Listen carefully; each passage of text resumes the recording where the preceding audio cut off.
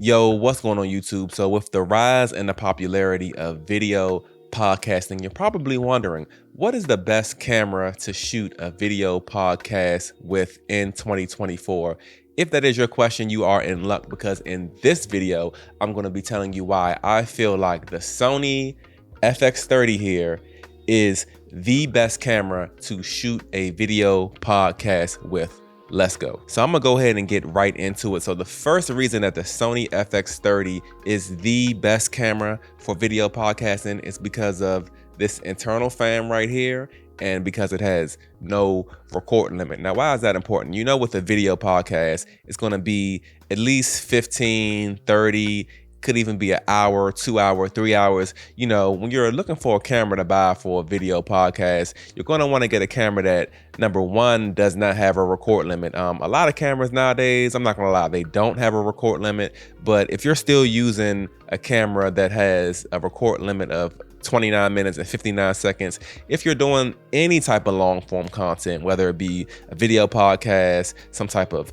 interview shoot, weddings, you don't want to have to worry about stopping and starting the record, because you know the timer is about to come up on 29 minutes. So first things first, get a camera with no record limit. That's very important. But the thing about the FX30, that internal fan is a big one. Now, a lot of people recommend different cameras like, the Sony, I think it's the ZV-E1 and other cameras because of everything they have packed into it. But one thing I don't hear a lot of YouTubers and other people talk about is the fact that, if you're shooting long form content, those cameras will overheat at some point. So something like the Sony ZV-E1, if you're shooting like long form video podcast, I would not recommend that, especially not over the FX30, which has this internal fan here for a video podcast. That way, in addition to it already having no record limit, you can make sure that you set the camera to the high temperature mode,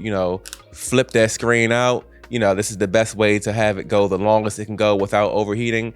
I've actually never heard a case with anybody having the FX30 overheat, unless they probably really try to do something crazy outside and some heat temperature, I don't know. But like I said, no record limit and this internal fan equals great camera for long form content. So the second reason I feel like the Sony FX30 is the perfect camera to record a video podcast is because you can use the included top handle to plug in directly to the camera dynamic microphones like I'm using right now. Now, I'm actually filming on the Sony FX3, which is pretty much the bigger brother version to this. It's pretty much an FX30 with a full frame sensor. And like I said, instead of having to plug this up to some type of like audio interface or mixer or my computer, I can literally use the top handle that comes with the Sony FX30 and plug it in directly to the camera. All my video editors out there, you know how important that is, just to X out that extra step of having to sync audio. Yeah, syncing audio is done easily, probably just a right click and hit sync audio, but it's an extra step. If you can get that crispy audio in camera, I mean, why not? Especially for a video podcast. Now, there's 2 XLR ports on that top handle. So if you're doing a 2-person podcast, it's the perfect tool to use, with your FX30 to get crispy audio in camera. Now, the third reason I feel that the FX30 is the perfect camera to shoot a video podcast with is its price point. Now, it's $15.95 without the top handle, and with the top handle, I believe it is closer to $2,000. Now, the prices may vary. I saw that $15.95 price around Christmas time, so I'm not sure if that was a sale, because it originally was like $17.98 without the top handle. That's what I got this for.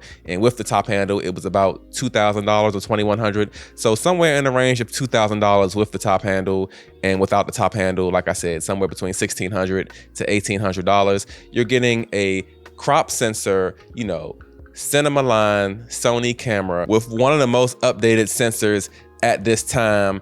Beautiful 4K image quality. You get in this nice sleek body design here with the tally lights and all the quarter threads around it. And if you're already in the Sony ecosystem with something like an FX3 or Sony A7S III, Sony A7 IV, it pairs perfectly with those cameras. And also too, if you're primarily or only a video shooter, just the button layout, how everything is geared towards video shooting. This is a video camera, although it can take pictures as well, and it's considered a hybrid camera technically.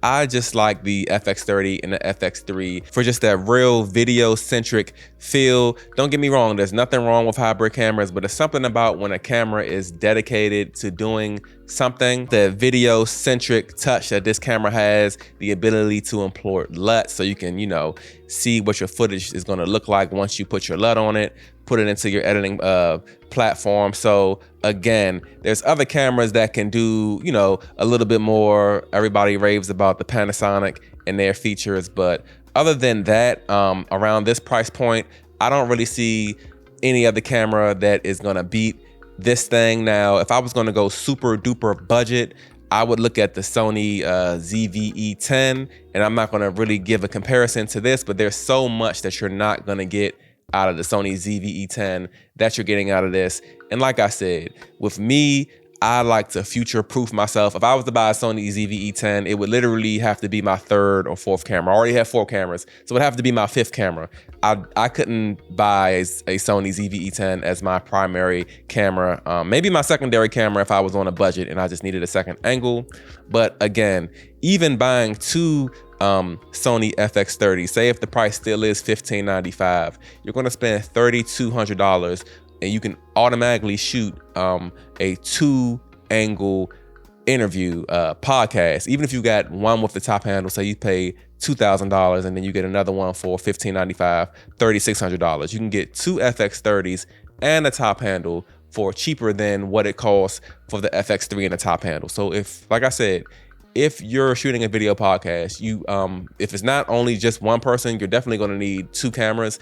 I would definitely pick up 2 Sony FX30s and make sure you get one with the top handle. All right, so my last reason on why the Sony FX30 is the perfect camera to shoot a video podcast is because it's a crop sensor camera. You're gonna find much cheaper lenses than you will with a full frame camera. Now, I don't really have any crop sensor lenses, I'm not even gonna lie to you, but there are a few that I'm looking to buy. I would start with, if you want a prime lens, that Sigma Trio. You got the Sigma 16mm, the 30mm, the 56mm. You're gonna wanna look at something like the Tamron 17-70, which will give you like that versatility. You can go wide on the 17 end, or if you wanna, zoom into 30, 50 or all the way to 70 to get that punched in look. And that's a constant 2.8 aperture, by the way. So if you want to have, like, say if you got 2 FX30s, like I said, get that 16mm or that 30mm for the wide frame to show, 2 people talking to each other. Then you can get on your second FX30, have that Tamron 17-70 pointed, at one subject to kind of cut in between. That'll be perfect for a video podcast.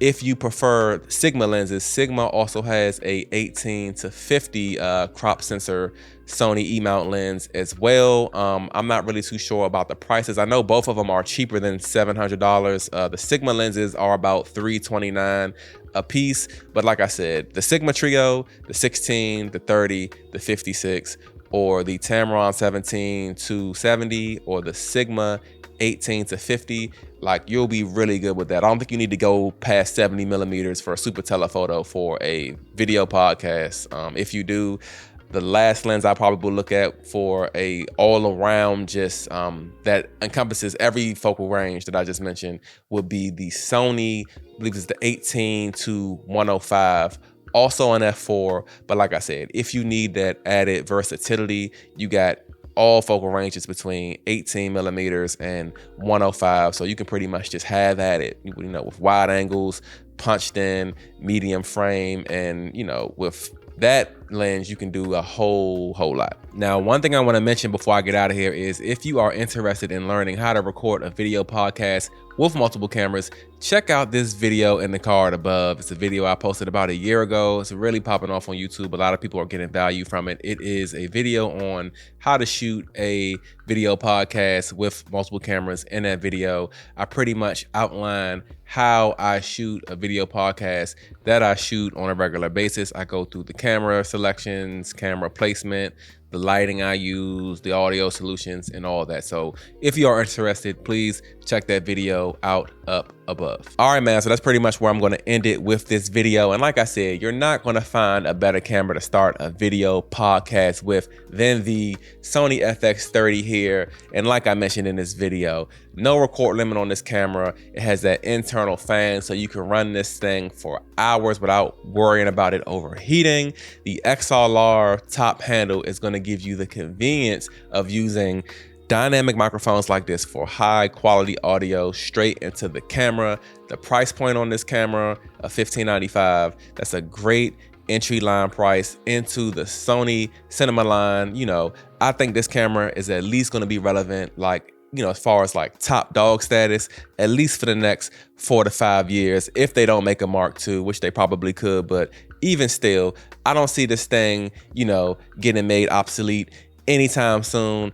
And lastly, the lens choices that you have for this camera, I mean, just Google it. Go to Amazon, type in Sony crop sensor lenses. There are a slew of lenses for you to choose from for your FX30. So that's why I feel like this is the best camera to get started with a video podcast with. And yeah, man, I really hope you guys enjoyed this video. If you did find some type of value in it, make sure to like, comment, and subscribe to my channel for more content. And I will catch you guys in the next video. Peace out.